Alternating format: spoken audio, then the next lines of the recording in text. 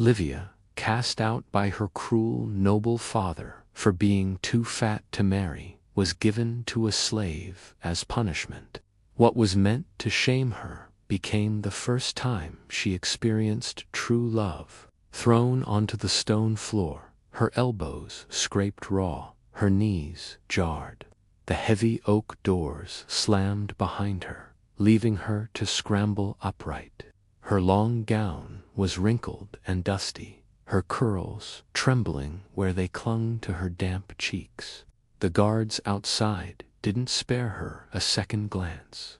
Inside the hall, her father's voice still echoed in her skull, mocking her. You shame this family. Let him have you. Perhaps a few weeks of humiliation will teach you to eat like a lady and behave like one. That was it. No more arguing, no pleading. Livia was no longer the noble daughter of Vailmont's most powerful merchant. She was property, given away like something broken. As she looked up at the man standing across from her, she saw a man who wasn't cruel. His eyes weren't mocking, but full of a quiet kind of shock. His name, she faintly remembered, was Solace, stable hand turned slave, bought from the mountains after a famine forced the poorer folk to trade sons for bread. She'd seen him only twice before, once when she was a child, peering from a carriage, and another time when her father barked at him to shovel manure faster. But now he was to be her keeper. You don't have to kneel, she said, her voice shaking. They made it sound like I'm yours now. Celas blinked slowly, as if her words took a moment to settle. Then, with a faint crease in his brow, he stepped forward, not too close to frighten her, but near enough that she could smell the hay on his skin.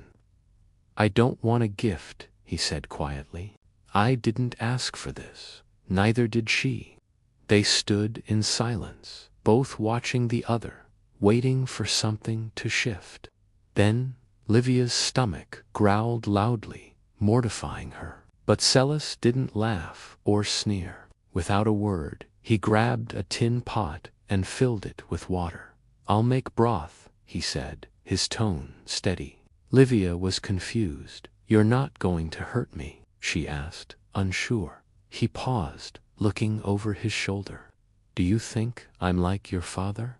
That silenced her. She lowered her gaze. No one had ever spoken about Lord Cashin like that.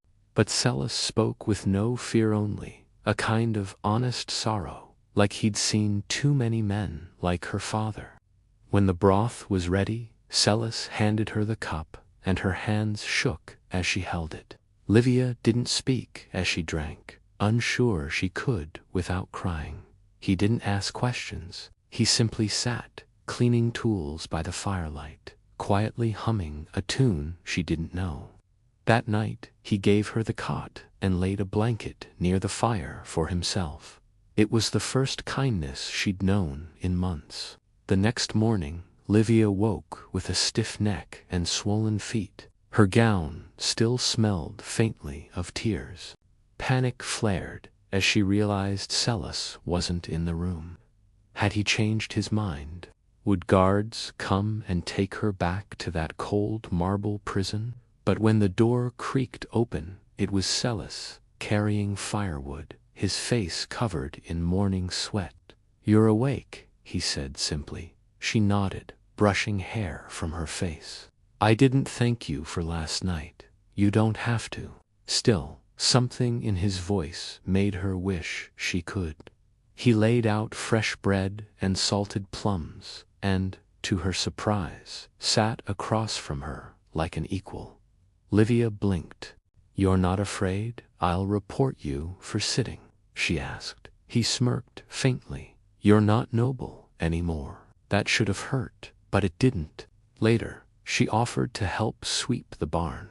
Celas looked at her in disbelief. You help? Yes, me, she replied, rolling up her sleeves. I have hands, don't I? She was clumsy, of course. She tripped over hay bales, shrieked when a mouse ran past, and once swung the broom so hard it hit the wall and snapped. Celas tried to hold in his laughter, but it spilled out anyway, warm like thunder, filtered through sunlight.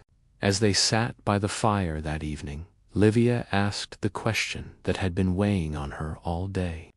"Why haven't you asked me anything?" Celeste looked over at her, brow furrowed. "Like what? Like what I did to be given away? Or what he told you? Or why I look the way I do?" Celas leaned back, stretching his arms behind his head. "There's nothing wrong with it." Livia laughed bitterly. "You're the only one who thinks so. I don't care what he told me, and I've seen the way you look." "I doubt that, but I'm not interested in everyone else." 2 days passed, then 3.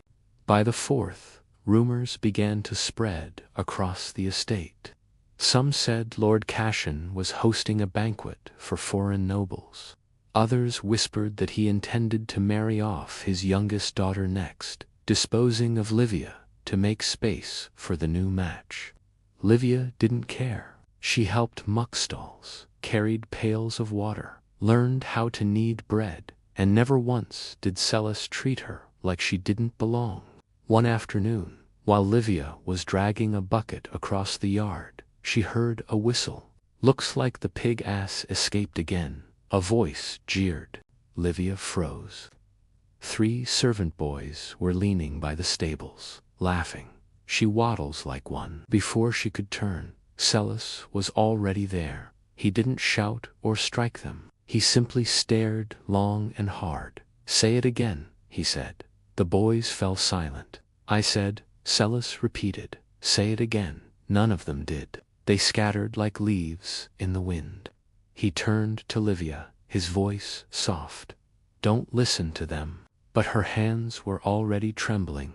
The bucket slipped, spilling water everywhere. She stepped back, shaking. "I need a moment." And she ran. She didn't stop until she was hidden behind the hay bales in the barn, crying silently. Celas found her minutes later, but didn't speak. He simply sat beside her and waited. When the tears slowed, she whispered, "You can't protect me from all of them." "No," he agreed, "but I can protect you from believing them."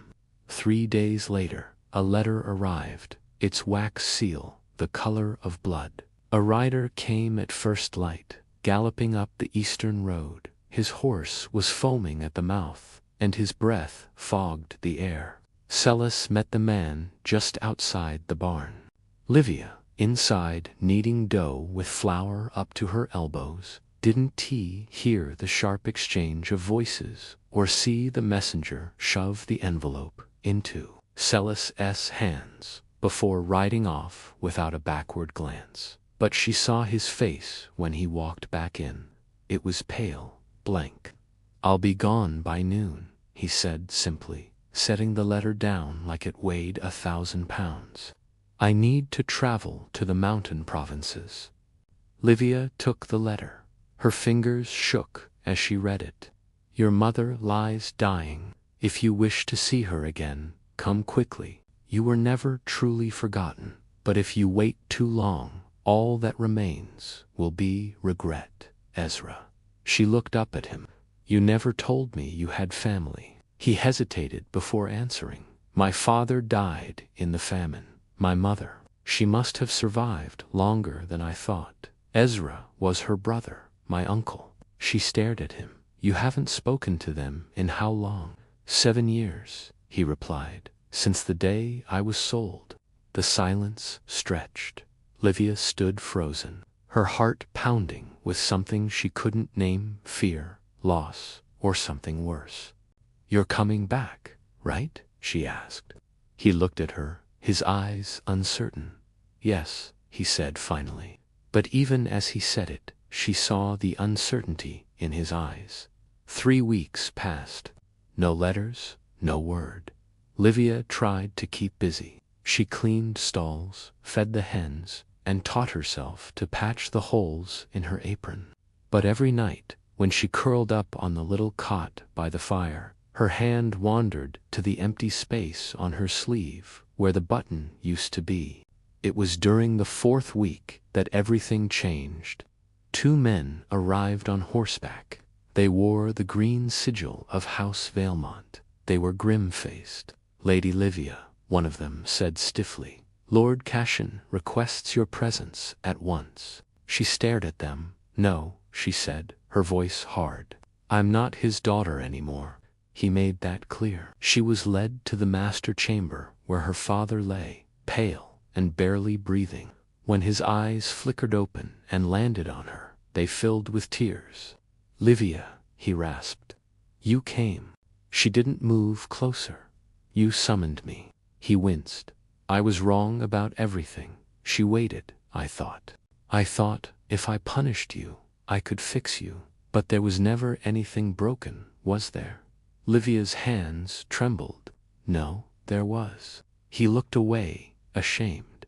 "I sent you to that boy as a lesson, but I see now he was the only one who ever deserved you." Her heart twisted. She stepped forward, sitting beside his bed. "I forgive you," she whispered, "not for your sake, for mine."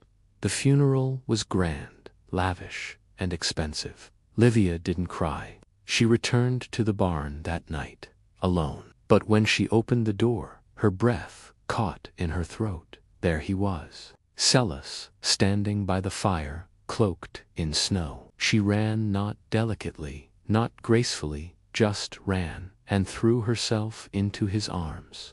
He caught her, holding her tight. He didn't ask her what happened. He didn't need to. He just held her, and she knew. They were together again, and nothing would separate them now.